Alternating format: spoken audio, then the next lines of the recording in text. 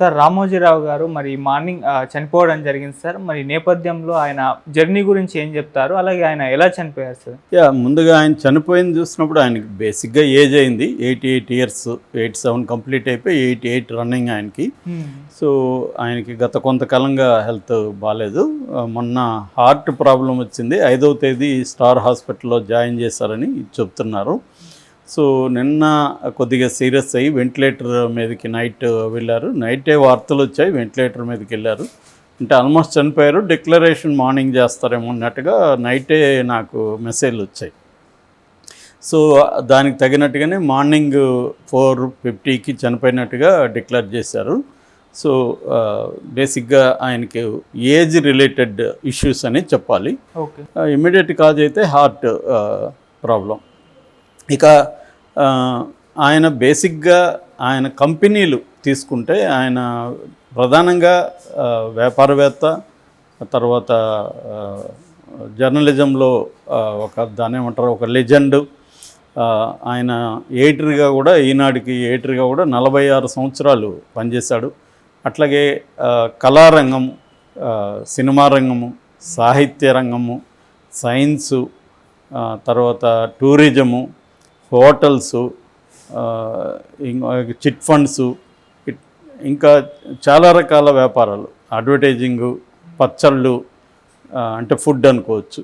So వీటన్నిటికీ తలదన్నేటిగా Ramoji film city.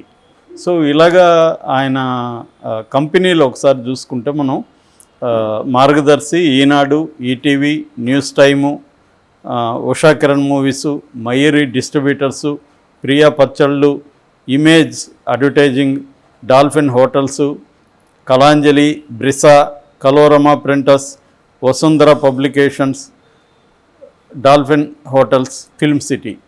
ఇలా అంటే దాదాపు ఒక 30-40 కంపెనీస్ ఆయన ఉన్నాయి. అందులో సక్సెస్ఫుల్గా రన్ అయినవి ఒకటి మార్గదర్శి, తర్వాత డాల్ఫిన్ హోటల్సు, ప్రియా పచ్చళ్ళు, ఈనాడు అండ్ ఈటీవీ, ఈ గ్రూప్ అనమాట. దాని తర్వాత సినిమా రంగంలో కూడా ఆయన ఉషా కిరణ్ మూవీస్ పేరుతో వచ్చారు.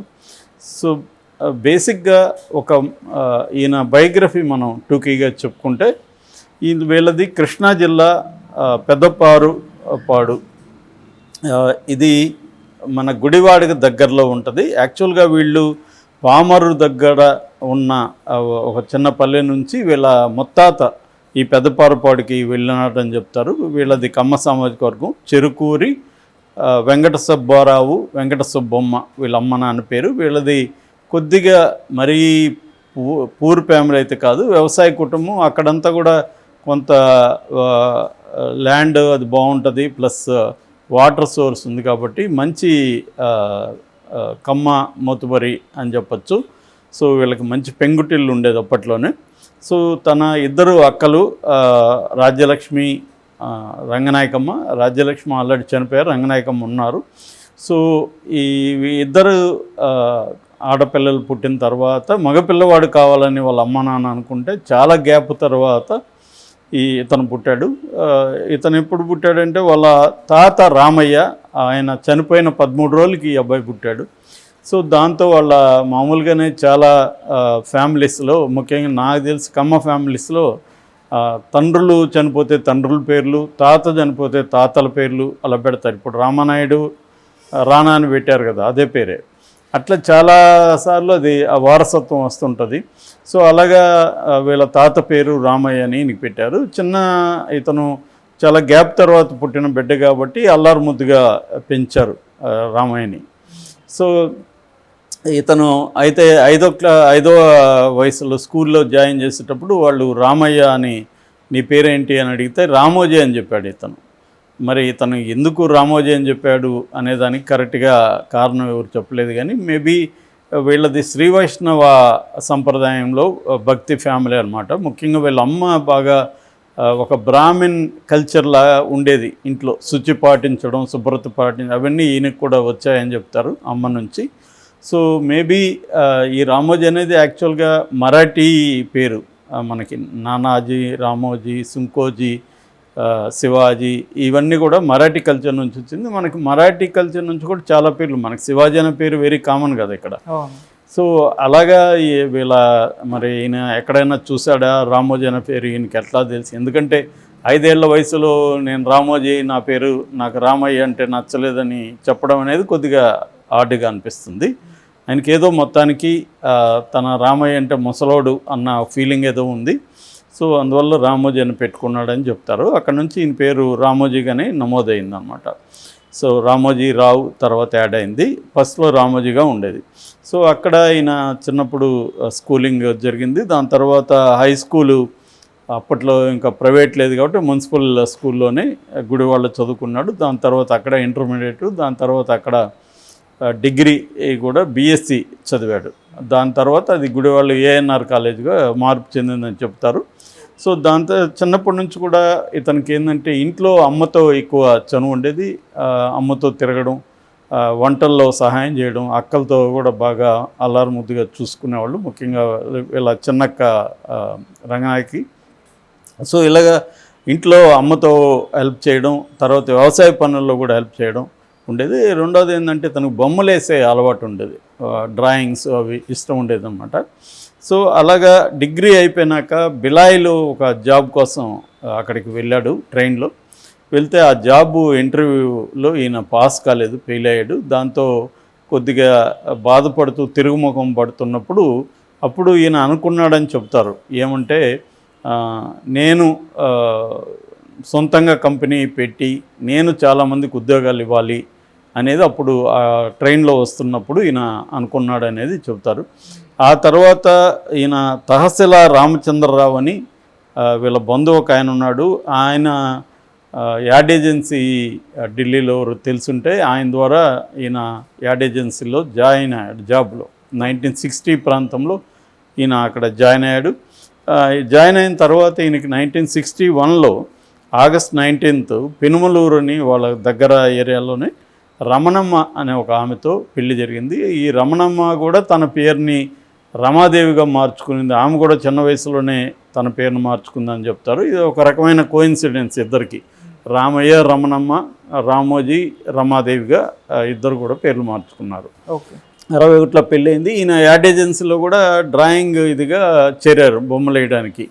అయితే ఈయనకి ఏంటంటే ముందు నేను ఇందాక చెప్పిన బిలాయి నుంచి వస్తున్నప్పుడు ఏదైతే కంపెనీ పెట్టాలని ఒక మైండ్లోకి వెళ్ళిందో ఐడియా, అప్పుడు ఈయన యాడ్ ఏజెన్సీలో కూడా ఈ బిజినెస్కి సంబంధించినవన్నీ అబ్జర్వ్ చేసేవాడు, తెలుసుకునేవాడు. అసలు ఎట్లా దీని మోడల్ ఏంటి, దీనికి ఎంత పెట్టుబడి అవుతుంది, దీని రెవెన్యూ ఎట్లా వస్తుంది, ఖర్చులు ఏమేమి ఉంటాయి, ఏ హెడ్స్ ఉంటాయి, ఇవన్నీ కూడా ఆయన బాగా అబ్జర్వ్ చేయడం, వాళ్ళ అకౌంటెంట్స్ వాళ్ళతో అంతా మాట్లాడడం, తెలుసుకోవడం అవన్నీ చేశాడు. అంటే ఇది ఒక పునాదిగా చెప్పచ్చు ఈ అడ్వర్టైజింగ్. ఇది కూడా అనంత్ అని ఒక కేరళ అతను పెట్టిన యాడ్ ఏజెన్సీ ఇది. సో దీని నుంచి చాలా నేర్చుకున్నాడు అనేది చెబుతారనమాట. ఆ తర్వాత ఈయన 1962లో హైదరాబాద్కి వచ్చాడు. హైదరాబాద్కి వచ్చి 62 అక్టోబర్లో అబిడ్స్లో ఒక చిన్న రూమ్లో మార్గదర్శి చిట్ ఫండ్స్ అనేది స్టార్ట్ చేశాడు. సో ఇది స్టార్ట్ చేసినప్పుడు కూడా చాలామంది ఏమనేవాళ్ళు అంటే ఇది ఆడవాళ్ళ వ్యాపారం, దీనికి కంపెనీ పెట్టడం ఏంటి అని ఎగతాళి చేసినా కూడా ఈయన వినకుండా పెట్టి ఒక ఇద్దరితో ఏమో స్టార్ట్ చేసి మెల్లమెల్లగా దాన్ని డెవలప్ చేసుకుంటూ వచ్చాడు. తర్వాత 65లో కిరణ్ యాడ్స్ పెట్టాడు. ఈయన అడ్వర్టైజింగ్ దీంట్లో పనిచేశాడు కాబట్టి కిరణ్ యాడ్స్ అని, తన కొడుకు అప్పటికే కిరణ్ ఒక అబ్బాయి పుట్టాడు, ఆ అబ్బాయి పేరుతో కిరణ్ యాడ్స్ చేశాడు. తర్వాత 67లో నుంచి 69 వరకు వసుంధర ఫెర్టిలైజర్స్ అని ఒక ఫెర్టిలైజింగ్ సంస్థ నడిపాడు. బట్ దాంట్లో నష్టాలు వచ్చాయి. అది పార్ట్నర్షిప్తో చేసింది. ఆ పార్ట్నర్స్కి డబ్బులు ఇచ్చేసి నష్టాలను కూడా తను భరించాడని చెబుతారు. ఆ తర్వాత 69లో ఫస్ట్ ఈయన పెట్టిన పత్రిక పేరు అన్నదాత. అన్నదాత వ్యవసాయానికి సంబంధించి, ఈయన వ్యవసాయ ఫ్యామిలీ నుంచి వచ్చాడు కాబట్టి ముందు నుంచి కూడా వ్యవసాయానికి ఏమన్నా మనం హెల్ప్ చేయాలి అనే ఒక కోరిక కూడా ఉండేది. మామూలుగానే మన కమ్మ సామాజిక వర్గంలో చూస్తే నేను ఆల్రెడీ ఒక వీడియోలో చెప్పాను, కమ్మ సామాజిక వర్గం ఫస్ట్ వ్యవసాయం నుంచి వ్యవసాయ ఆధారిత పరిశ్రమలకి ఎంటర్ అయింది ఆంధ్రప్రదేశ్లో. ఫస్ట్ కమ్మ సామాజిక వర్గం అంటే అగ్రో బేస్డ్ ఇండస్ట్రీస్, అంటే షుగర్ ఫ్యాక్టరీస్ కావచ్చు, ఎరువులు కావచ్చు, అలాగా ఈయనకు కూడా సహజంగా అలాంటివి వచ్చినట్టుగా మనకు కనబడుతుంది. ఈయన అన్నదాతను పెట్టాడు. దాని తర్వాత 1970sలో ఇమేజెస్ అవుట్డోర్ యాడ్ ఏజెన్సీ అని ఒక ఇది పెట్టాడు. దాన్ని ఆమె చూసుకునేది. దాని తర్వాత 1971లో ఇమేజెస్ యాడ్ ఏజెన్స్ ద్వారా ఈయనకి పరిచయాలు వచ్చి వైజాగ్లో వచ్చినప్పుడు అక్కడ అప్పటికి అది డెవలపింగ్ సిటీ, పోర్ట్ సిటీ కాబట్టి ఈయనకి అక్కడ ఇంట్రెస్ట్ కలిగింది. అక్కడ హోటల్స్ మంచివి లేవు అని చెప్పి 1971లో డాల్ఫిన్ హోటల్ పెట్టాడు. దాని తర్వాత అక్కడ ఈయనకి అప్పటికే పత్రికలు చదివే అలవాటు ఈయనకు ఉంది. ఆ హోటల్లో కూడా పత్రికలు అవన్నీ తెప్పించేసేవాడు. అప్పటి వరకు ఏంటంటే ఆంధ్రప్రభ, ఆంధ్రపత్రిక, ఆంధ్రజ్యోతి ఇలాంటి పత్రికలు ఎక్కువగా ఆంధ్ర పేరుతో ఉండేవి. సో ఈయన దీన్ని డిఫరెంట్గా మనం కూడా ఒక పత్రిక పెడదామని కోరికొచ్చింది. దాంతో ఈయన అన్నీ కూడా ఆంధ్ర ఉంది, మళ్ళీ మనం ఆంధ్ర ఎందుకు పెట్టేది, వేరేది ఏదైనా పెడదాం అనుకున్నప్పుడు హిందీలో ఆద్య అని ఒక పత్రిక అప్పుడు ఏదో ఉంటే దాన్ని ఇన్స్పిరేషన్తో ఈయన ఈనాడు అని పెట్టాడు. ఈనాడు అంటే ఈ రోజు అని వస్తుంది, ఈనాడు అంటే ఈ ప్రాంతం అని కూడా వస్తుంది. బట్ ఈయన ఈరోజు అనేది ఈయన తీసుకున్నాడు.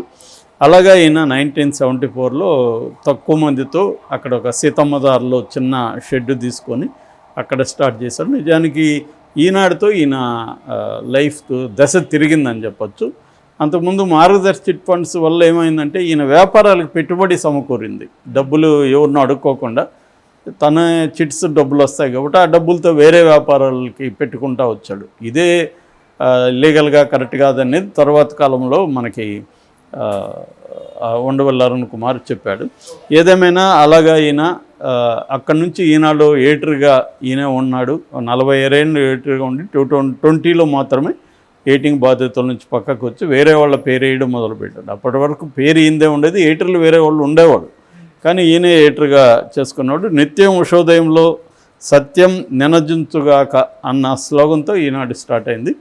ఇంకా ఈనాడు ఒక పెద్ద చరిత్ర. ఈయన మొత్తం రామోజీరావు చరిత్ర చెప్పుకుంటే మనకు గంట కూడా సరిపోదు, బట్ నేను టూకీగా చెప్తున్నాను.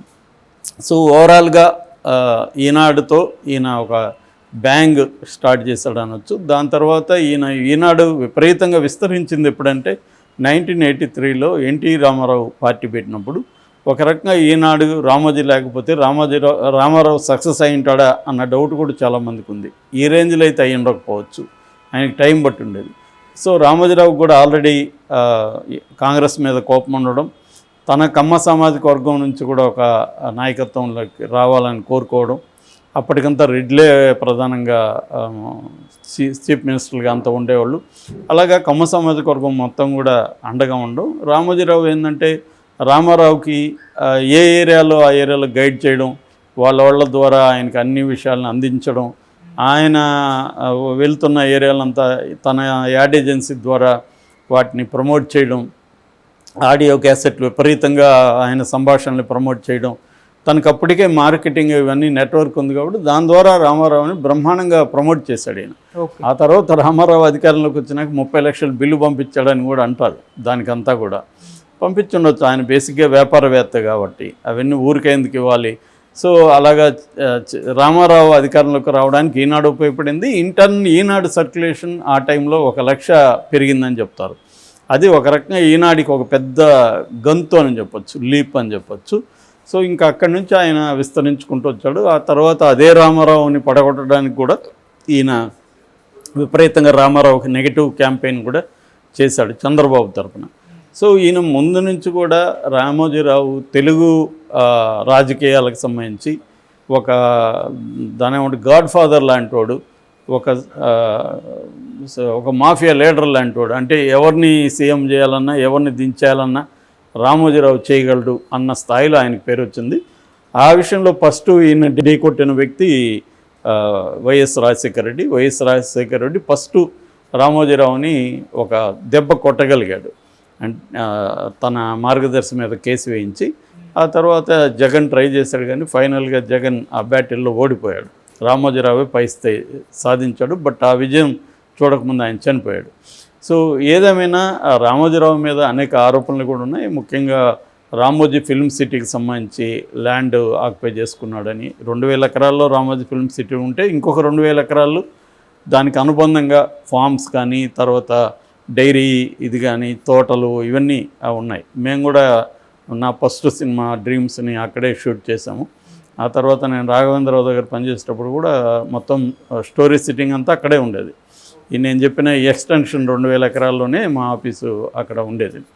సో అట్లా ఏదేమైనా ఆయన మీద ఇటువంటి అనేక విమర్శలు ఉన్నాయి. మామూలుగానే ఇండియాలో వ్యాపారవేత్తలు అనేవాళ్ళు వ్యవస్థల్ని మేనేజ్ చేయకుండా ఎవరు కూడా ఎస్టాబ్లిష్ అయ్యే అవకాశం లేదు.